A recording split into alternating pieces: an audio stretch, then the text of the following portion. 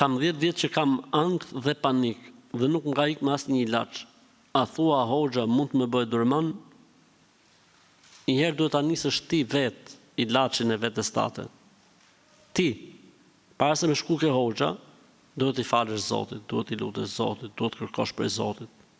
Duhet bësh ta rregullosh herë punën me Zotin. Se ndoshta kjo që ty po të ndodh është një shenjë nga Allahu që ty të do fort që ti të kthehesh. Ora ka njerëz që s'marrin vesh vetëm se me sanksione. E Zoti më po të jep këto sprova që ti të kthesh rrugë burrë dhe.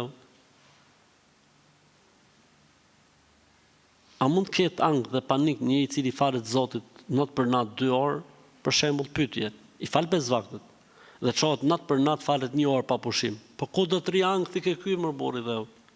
Ku do të ri paniku ke ky më burri dhe? Një njeri i cili lexon 2 orë Kur'an në ditë, ku do të ri paniku? Po për këti ikën paniku sikur me ik delet prej ujkut. Një njeri i cili fal 5 vaktet në xhami rregullisht, thirret e zani e ke në xhami. Ku ka vend paniku aty më vëlla? Po zgjen zgjall në botë më fut paniku në trupin e tij. Larg Zotit, larg namazit, larg xhamis, larg namazit natës, larg sadakas, larg Kuranit, larg mësimeve, larg ka ankth të madh, po normalisht të kesh ankth vëlla. Të kanë myt shejtan, të kanë myt dreqnit. Nëse i bë të gjitha këto, atëherë vazhdo prapë, atëherë hajde vëlla të çojmë ke hoxha të kënojmë. Ti të adurosh Zotin, ti përkushtohesh Zotit, të kesh i punë që punon, të kesh një aktivitet me të cilin merresh, të kesh dhe adhurim, po s'ka vend më për Zotin e madh.